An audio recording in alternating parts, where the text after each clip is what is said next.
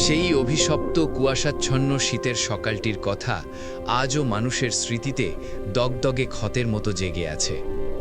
শিলিগুড়ির অভিজাত সরকারি কলোনির নিস্তব্ধতা ভেঙে এক অন্তঃসত্ত্বা মহিলার আর্তনাদ আকাশ বাতাস বিদীর্ণ করছিল। দরজার সামনে দাঁড়িয়ে থাকা এক দাপুটে আইপিএস অফিসার ক্ষমতার মদমত্ততায় অন্ধ হয়ে নিজের গর্ভবতী স্ত্রীকে ঘর থেকে ছুঁড়ে ফেলে দিচ্ছিলেন। ক্ষমতার দম্ভ আর আভিজাত্যের অহংকার সেদিন একজন মানুষের বিবেককে কতটা পাথর করে দিতে পারে তা প্রত্যক্ষ করেছিল সেই শ্বেত শুভ্র সরকারি গাড়ি আর চারপাশের নিথর পরিবেশ।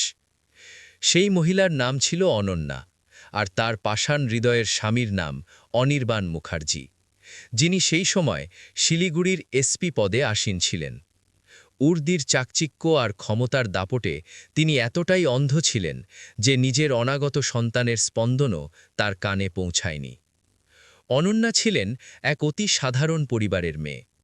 তার বাবা জলপাইগুড়ি জেলার একটি ছোট গ্রামের প্রাথমিক বিদ্যালয়ের শিক্ষক ছিলেন। তিনি নিজের আজীবনের সঞ্চয় উজাড় করে মেয়ের বিয়ে এক আইপিএস অফিসারের সঙ্গে দিয়েছিলেন, যাতে মেয়ের ভবিষ্যৎ সুরক্ষিত ও মর্যাদাপূর্ণ হয়। কিন্তু বিয়ের মধুচন্দ্রিমা শেষ হতে না হতেই শুরু হলো লাঞ্ছনা। ভালোবাসার পরিবর্তে যৌতুকের দাবি বড় হয়ে উঠল। শুরুতে অনির্বাণের মাই নানা কটু কথা শোনাতেন। তিনি বলতেন, আমরা আমাদের ছেলেকে এত খরচ করে পড়িয়েছি, এত বড় অফিসার বানিয়েছি, আর তোমরা সামান্য কিছু আসবাবপত্র আর একটা ছোট গাড়ি দিয়েই ভাবলে আমাদের সমমর্যাদার হয়ে গেলে। অনন্যা সব অপমান মুখ বুজে সহ্য করতেন, কারণ তিনি বিশ্বাস করতেন ত্যাগের মাধ্যমেই সংসার টিকে থাকে। কিন্তু সময়ের সাথে সাথে অনির্বাণও পুরোপুরি বদলে যেতে শুরু করল। সে গভীর রাতে বাড়ি ফিরত, ফোনে অন্য কারো সঙ্গে হাসি মুখে কথা বলত এবং অনন্যার থেকে দূরত্ব তৈরি করল। অনন্যা যখন একদিন সাহস করে জিজ্ঞেস করলেন, আমার কি কোনো অপরাধ হয়েছে, তখন অনির্বাণ খুব নিষ্ঠুরভাবে জবাব দিল, অপরাধ তোমার নয়, তোমার বাবার। তিনি আমার পদের ওজন অনুযায়ী যৌতুক দিতে পারেননি। সেদিন অনন্যার মনের গহীনে বিশ্বাসের কাঁচটা চিলতরে ভেঙে চুরমার হয়ে গিয়েছিল। সময় আপন গতিতে বয়ে চলল এবং একদিন অনন্যা জানতে পারলেন তিনি মা হতে চলেছেন। তিনি একচিলতে আশা নিয়ে ভেবেছিলেন এবার হয়তো সব ঠিক হয়ে যাবে, কারণ সন্তান সব ভাঙা সম্পর্ককে জোড়া দেওয়ার ক্ষমতা রাখে। কিন্তু বাস্তবে হলো তার উল্টো। এই সুখবর শুনে অনির্বাণের মায়ের মুখ খুশিতে নয়, বরং চরম বিরক্তিতে ভরে উঠল। তিনি গর্জে উঠে বললেন, এখন তো খরচের বহর আরও বাড়বে, আগে যা দেওয়ার কথা ছিল তাই দিলে না। অনন্যার বাবা ফোনে অনেকবার আকুতি করে বলেছিলেন, বাবা, আমি সামান্য এক স্কুল মাস্টার, আমার যা সামর্থ্য ছিল সব দিয়েছি, দয়া করে আর চাইবেন না। কিন্তু ওপাশ থেকে একটাই চরমপত্র আসত, মেয়ের সম্মান চাইলে অবিলম্বে 50 লক্ষ টাকা আর একটা বিলাসবহুল গাড়ির ব্যবস্থা করো। অনন্যা সব শুনতেন আর প্রতি রাতে নিজের গর্ভে হাত রেখে নিঃশব্দে কাঁদতেন। একদিন বিবাদ এমন পর্যায়ে পৌঁছাল যে অনির্বাণ সরাসরি ঘোষণা করল, হয় তোমার বাবার বাড়ি থেকে দাবি মতো টাকা আসবে, নয়তো তুমি এই বাড়িতে ঠাঁই পাবে না। অনন্যা কম্পিত কণ্ঠে বললেন, আমি 8 মাসের অন্তঃসত্ত্বা, এই অবস্থায় আমি কোথায় দাঁড়াব? অনির্বাণ নির্দয়ভাবে সদর দরজার দিকে আঙুল দেখিয়ে বলল, যেখান থেকে এসেছ সেখানেই ফিরে যাও। সেই ভোরে যখন কলোনির মানুষ কাজে বেরোচ্ছিল, তখনই বাংলোর প্রধান ফটক থেকে অনন্যাকে সজোরে ধাক্কা দিয়ে বাইরে বের করে দেওয়া হলো। তিনি পাথুরে রাস্তায় আছড়ে পড়লেন। তার হাতে ছিল কেবল একটি ছোট ব্যাগ, দুচোখ বেয়ে ঝরছিল শ্রাবণধারা, আর পেটের সন্তানটি যেন প্রতিটি আঘাতে যন্ত্রণায় কুকড়ে যাচ্ছিল। মানুষ জানালা দিয়ে দৃশ্যটি দেখছিল, কিন্তু কেউ প্রতিবাদ করতে সাহস পেল না, কারণ সামনে দাঁড়িয়ে থাকা ব্যক্তিটি ছিলেন একজন প্রতাপশালী আইপিএস। অনন্যা শেষবারের মতো অনির্বাণের চোখের দিকে তাকিয়েছিলেন, যদি একটু দয়া মেলে, কিন্তু ততক্ষণে তার মুখের ওপর ভারী দরজাটা চিরতরে বন্ধ হয়ে গিয়েছিল। সেদিন অনন্যা শিলিগুড়ি ত্যাগ করেন। তিনি জলপাইগুড়িতে নিজের বাবার বাড়িতে ফিরে যাননি, কারণ তিনি তার বৃদ্ধ বাবার ওপর আর বোঝা হয়ে দাঁড়াতে চাননি। তিনি সোজা কলকাতা যাওয়ার বাস ধরলেন। সারা রাস্তা তিনি মূর্তির মতো স্তব্ধ হয়ে বসে রইলেন। বাসের জানালা দিয়ে বাইরে অজানার দিকে তাকাতে তাকাতে তিনি মনে মনে এক বজ্রকঠিন প্রতিজ্ঞা নিলেন, এখন থেকে তিনি আর কারো কাছে ভিক্ষার সম্মান চাইবেন না। কলকাতায় তার এক বাল্যবন্ধু মেঘলা থাকত, যে অনন্যাকে নিজের ছোট ভাড়া বাড়িতে মাথা গোজার ঠাঁই দিল। কয়েক সপ্তাহ পরেই অনন্যা এক পুত্র সন্তানের জন্ম দিলেন, যার নাম রাখলেন আর্য। নার্সিংহোমের বিল মেটানোর জন্য মেঘলাকে নিজের একমাত্র সম্বল গয়নাগুলো বন্ধক রাখতে হয়েছিল। অনন্যা তার সদ্যজাত পুত্রকে কোলে নিয়ে শুধু একটি কথাই বলেছিলেন, তুই কোনোদিন কারো ওপর বোঝা হবি না, আর তোর মাও না। সেদিন থেকেই শুরু হলো এক অসম লড়াই। তিনি প্রথমে দর্জির কাজ নিলেন, তারপর টিফিন তৈরি করে বাড়ি বাড়ি পৌঁছে দেওয়ার কাজ শুরু করলেন। রাতে যখন ছোট আর্য ঘুমিয়ে পড়ত, তখন অনন্যা কঠোর পরিশ্রমে অনলাইন কোর্স করতেন। ধীরে ধীরে তিনি একটি ছোট হোম কিচেন প্রতিষ্ঠা করলেন। কলকাতার অলিতে গলিতে অনন্যাজ কিচেন নামে তার টিফিন জনপ্রিয় হয়ে উঠল। সময় বয়ে চলল। ওদিকে অনির্বাণের জীবনেও সবকিছু আগের মতো মসৃণ রইল না। তার সীমাহীন অহংকার আর চারিত্রিক দোষ অফিসের কাজেও প্রকাশ পেতে শুরু করল। তার বিরুদ্ধে দুর্নীতির নানা অভিযোগ জমা হতে লাগল। 9 বছর পার হয়ে গেল। অনন্যা ইতিমধ্যে কলকাতা ছাড়িয়ে পার্শ্ববর্তী শহরগুলোতেও নিজের আধিপত্য বিস্তার করে ফেলেছেন। তার সেই ছোট টিফিন সার্ভিস এখন এক বিশাল কর্পোরেট ফুড চেনে পরিণত হয়েছে। কিন্তু এই দীর্ঘ 9 বছরে তিনি একবারও পিছন ফিরে তাকাননি। কারো প্রতি কোনো ক্ষোভ ছিল না, কোনো প্রতিশোধের আগুনও ছিল না। তিনি শুধু একটি লক্ষ্যেই অবিচল ছিলেন, নিজেকে এতটাই সফল করা যাতে কোনোদিন যদি জীবন তাকে অনির্বাণের মুখোমুখি দাঁড় করায়, তবে তিনি যেন মাথা নত করে নয়, বরং সম্রাজ্ঞীর মতো চোখে চোখ রেখে কথা বলতে পারেন। অন্যদিকে অনির্বাণের সাজানো বাগানটি ধীরে ধীরে শুকিয়ে গিয়েছিল। তার দম্ভই তার পতন ডেকে আনল। গত 2 বছরে তার বিরুদ্ধে কঠোর বিভাগীয় তদন্ত শুরু হয়। এক প্রমোটারের থেকে বিপুল টাকা ঘুষ নেওয়ার অভিযোগে সংবাদ মাধ্যমে তার নাম কালিমা লিপ্ত হল এবং অবশেষে তাকে চাকরি থেকে বরখাস্ত করা হল। উর্দির জোর চলে যেতেই তথাকথিত বন্ধুরাও মুখ ফিরিয়ে নিল। সরকারি সুযোগ সুবিধা কেড়ে নেওয়া হল, গাড়ি ফেরত দিতে হল। অনির্বাণ প্রথমবারের মতো বুঝলেন, ক্ষমতার অলংকার ছাড়া তার ব্যক্তিগত কোনো অস্তিত্বই নেই। তিনি অনেক জায়গায় চাকরির চেষ্টা করলেন, কিন্তু তার কলঙ্কিত রেকর্ডের কারণে সব জায়গা থেকে প্রত্যাখ্যাত হলেন। একদিন তার এক পুরনো সহকর্মী পরামর্শ দিল, কলকাতায় এক বিশাল ফুড টেক কোম্পানি আছে যারা খুব দ্রুত মার্কেট দখল করছে। ওদের একজন অভিজ্ঞ সিকিউরিটি এবং অ্যাডমিন ম্যানেজার প্রয়োজন। তুমি ওখানে একবার কথা বলে দেখতে পারো। অনির্বাণ ভগ্নস্বরে জিজ্ঞেস করলেন, কোম্পানির নাম কি? সে উত্তর দিল, অনন্যা নিউট্রি ফুডস। নামটা শুনে অনির্বাণ ক্ষণিকের জন্য থমকে গেলেন। পুরনো কোনো স্মৃতির কড়া নাড়া কি? কিন্তু তিনি নিজেকে শান্ত করলেন, ভাবলেন, পৃথিবীতে অনন্যা নামে তো সহস্র নারী আছে। পরের সপ্তাহেই তিনি কলকাতার সেই ঝকঝকে অফিসে পৌঁছলেন। বিশাল অট্টালিকার সামনে দাঁড়িয়ে নামটা পড়লেন, তারপর ভেতরে পা রাখলেন। রিসেপশনে বসা তরুণীটি নম্রভাবে জিজ্ঞেস করল, স্যার, আপনাকে কিভাবে সাহায্য করতে পারি? অনির্বাণ নিচু গলায় বললেন, ম্যানেজিং পদের জন্য সাক্ষাৎকার দিতে এসেছি। ম্যানেজিং ডাইরেক্টরের সঙ্গে দেখা করতে চাই। রিসেপশনিস্ট কম্পিউটারে তথ্য দেখে ভেতরে ইন্টারকম করল, ম্যাডাম, একজন অনির্বাণ মুখার্জি আপনার সঙ্গে দেখা করতে এসেছেন। নিজের শীতাতপ নিয়ন্ত্রিত কেবিনে বসে অনন্যা এই নামটা শুনেই কিবোর্ডে তার আঙুল স্থির করে দিলেন। হৃৎপিণ্ডের গতি এক মুহূর্তের জন্য থেমে আবার দ্বিগুণ বেগে ধরফর করতে লাগল। তিনি জানালার কাঁচ সরিয়ে বাইরের মহানগরীর দিকে তাকালেন এবং 9 বছর আগের সেই অভিশপ্ত সকালটি চলচ্চিত্রের মতো তার চোখের সামনে ভেসে উঠল। সেই ধাক্কা, সেই ধুলোমাখা রাস্তা, সেই অনাদরের দরজা। তিনি চোখ বন্ধ করে একটা গভীর নিঃশ্বাস নিলেন এবং ধীর স্থির কণ্ঠে বললেন, তাকে ভেতরে আসতে দাও। লিফটের কাচের দেওয়ালে অনির্বাণ নিজের প্রতিচ্ছবি দেখলেন। চুলে সাদা রঙের ছোঁয়া লেগেছে, চেহারার সেই দর্প উধাও, চোখে রাজ্যের ক্লান্তি। লিফটের দরজা খুলে করিডোরের শেষে এক রাজকীয় কেবিন দেখা গেল, যার নেমপ্লেটে লেখা অনন্যা সরকার, ম্যানেজিং ডিরেক্টর। অনির্বাণ নামটা পড়লেন, তার ভেতরটা একবার কেঁপে উঠল। দরজায় মৃদু কড়াঘাত করতেই ভেতর থেকে গম্ভীর কণ্ঠস্বর ভেসে এলো, ভেতরে আসুন।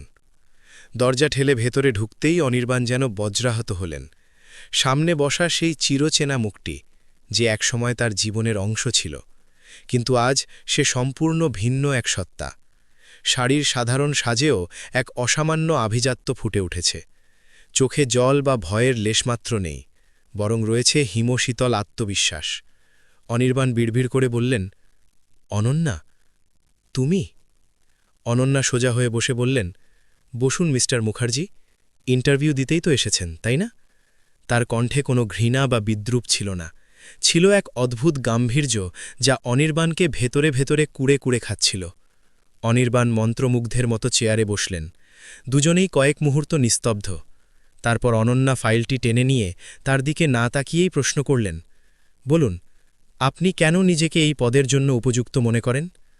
অনির্বাণ কথা বলতে গিয়ে তোতলামি করছিলেন। তার মাথায় বারবার সেই দৃশ্যটি আঘাত করছিল, রাস্তায় পড়ে থাকা এক অবলা নারী আর সজোরে বন্ধ হওয়া বাংলোর দরজা। অনন্যা এবার সরাসরি তার চোখের দিকে তাকিয়ে বললেন, জীবন বড়ই বৈচিত্র্যময়, তাই না?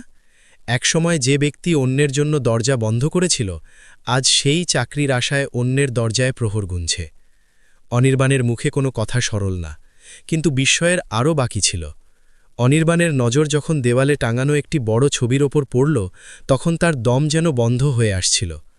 ছবিতে 9 বছরের এক কিশোর স্কুলের পোশাকে উজ্জ্বল হাসিমুখে দাঁড়িয়ে আছে। তার চোখ, গলার গঠন, হাসির ধরন সবই অনির্বাণের প্রতিচ্ছবি। অনির্বাণ থরথর করে কাঁপতে কাঁপতে জিজ্ঞেস করলেন, এটি কি আমার? অনন্যা শীতলভাবে উত্তর দিলেন, এটি আমার ছেলে আর্যের ছবি। অনির্বাণের গলা দিয়ে কোনো শব্দ বেরোল না।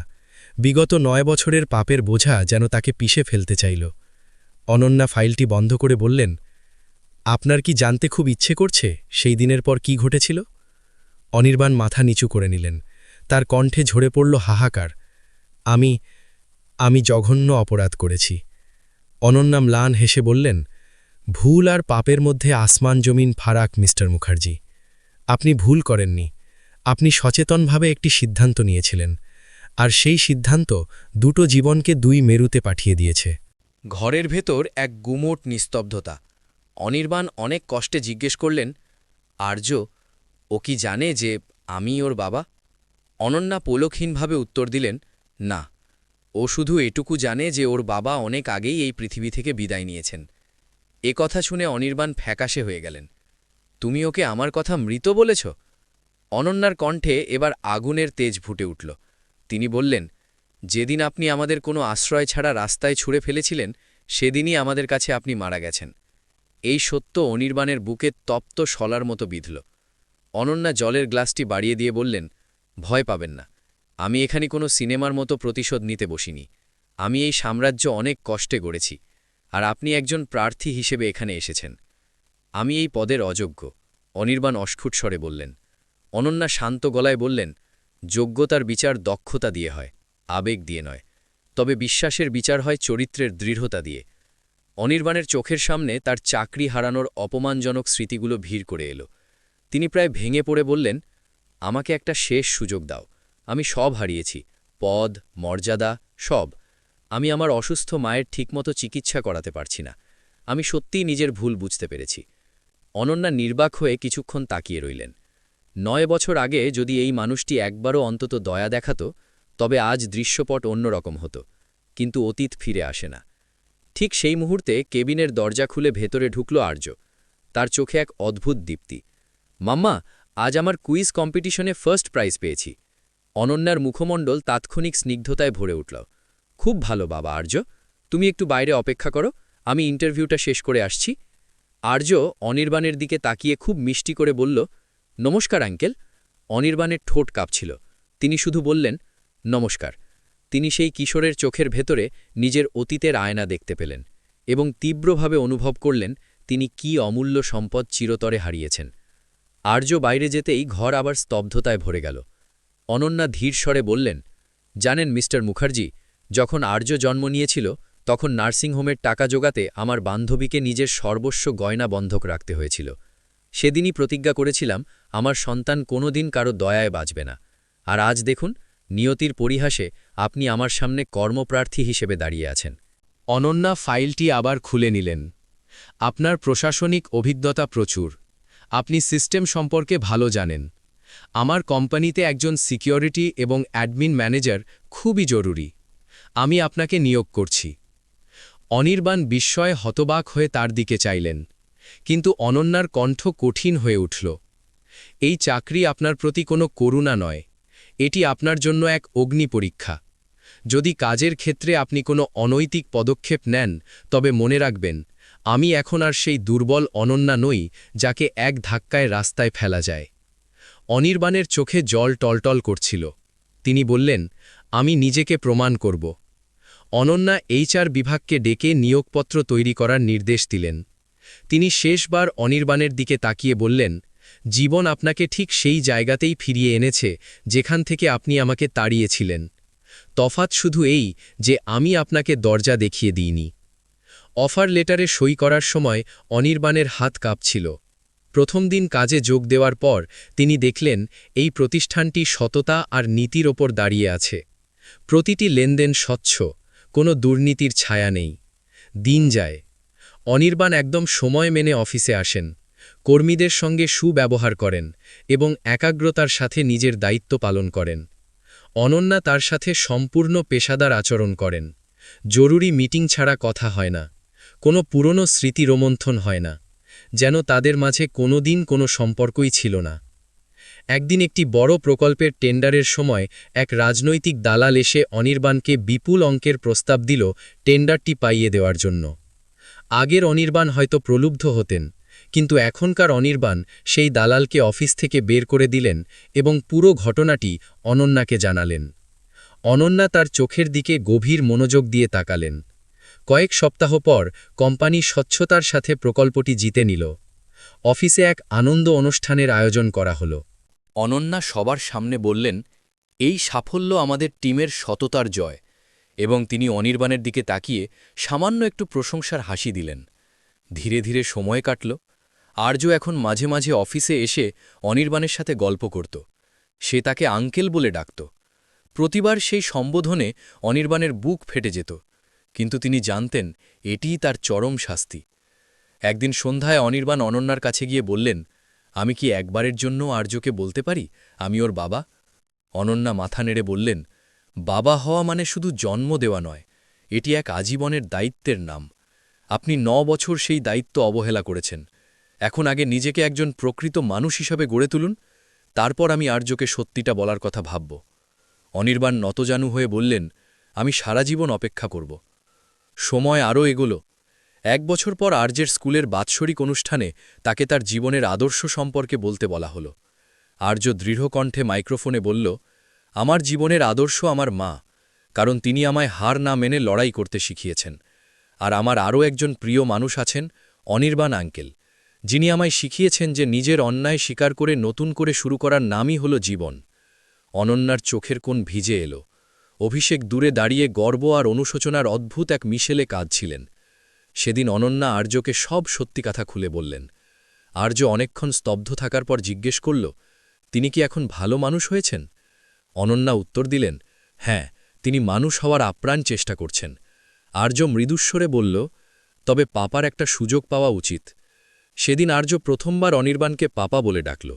অনির্বাণ কান্নায় ভেঙে পড়লেন, কিন্তু অনন্যা তাকে ক্ষমা করলেও নিজের দাম্পত্য জীবনে আর ফিরিয়ে নিলেন না। তিনি স্পষ্ট জানিয়ে দিলেন, সম্পর্ক অনেক আগেই শেষ হয়ে গেছে, তবে মনুষ্যত্বের খাতিরে আপনি আমাদের জীবনের ছায়াসঙ্গী হয়ে থাকতে পারেন। অনির্বাণ এই সিদ্ধান্ত মাথা পেতে নিলেন।